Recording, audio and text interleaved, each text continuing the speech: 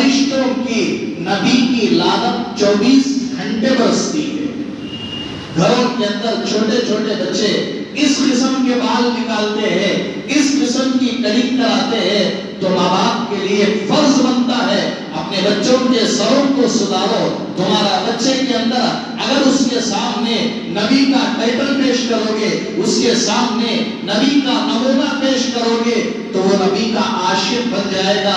اگر اس کے سامنے دنیا کے ہیرو کا ٹائٹل پیش کرو گے تو بتاؤ تمہارے بچوں کے اندر نبی کی محبت پیدا ہو جائے گی یا شاہ رخ کی محبت پیدا ہو جائے گی؟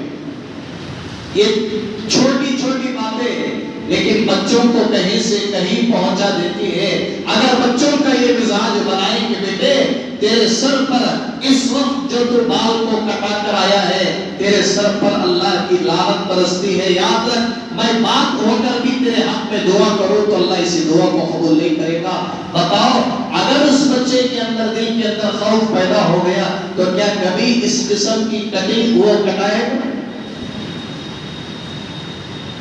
آج ہماری اولاد اور ہمارے بچے یہودیوں کے مشابہت اختیار کر رہے ہیں۔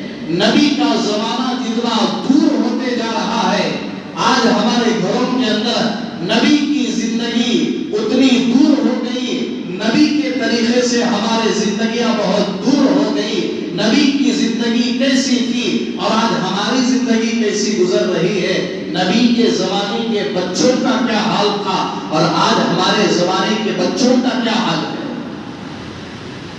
یہ جو بچے مسجدوں کے اندر آ کر جو شرارت کرتے ہیں، آواز کرتے ہیں، ان بچوں کی شرارت کو شرارت نہ سمجھو، یہ آج شرارت کریں گے، آگے جا کر ہمارے یہ بچے نمازوں کے محافظ بن جائیں گے، اسلام کے محافظ بن جائیں گے۔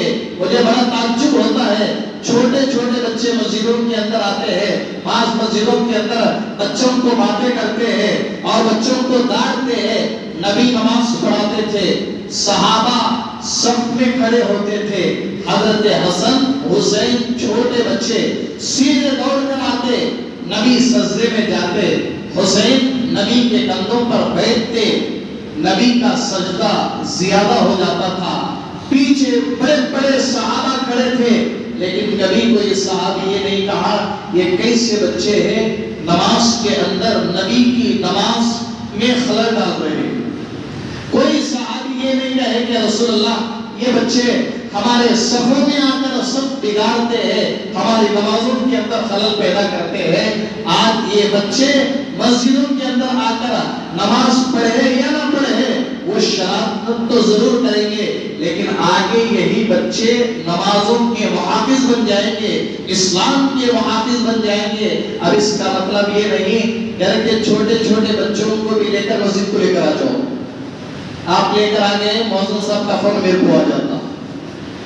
چھوٹے چھوٹے بچوں کا مطلب یہ نہیں کہ بالکل چھوٹے رہے، ان بچوں کو لے کر آؤ۔ حضرت پیر ذوالفقار صاحب نقشبندی مجددی دامت برکاتہم فرماتے ہیں چھوٹے چھوٹے بچوں کو ساتھ میں کھڑ کر نماز پڑھنے کی عادت ڈالو۔ اس کا سب سے بڑا فائدہ یہ ہوگا، باپ کھڑا ہے، بازو بچہ بھی کھڑا ہے، باپ اللہ اکبر کہتا ہے، اب بچے کو نہیں معلوم کیا کہنا، بچہ کیا کرتا ہے، باپ کو دیکھ کر ہاتھ اٹھاتا ہے، ہاتھ باندھتا ہے، باپ ہونٹ ہلاتا ہے، سورت پڑھتا ہے۔ اب بچے کو نہیں معلوم کیا پڑھنا، باپ کیا کرتا ہے، بچہ کیا کرتا ہے، باپ کو دیکھ کر وہ بھی ہونٹ ہلاتا ہے، باپ رکوع میں جاتا ہے، بچہ بھی رکوع میں جاتا ہے، باپ سجدے میں جاتا ہے۔ اب باپ سبحان اللہ کی تسبیح کر رہا ہے، اب بچے کو نہیں معلوم، بچہ کچھ گنگناتا ہے۔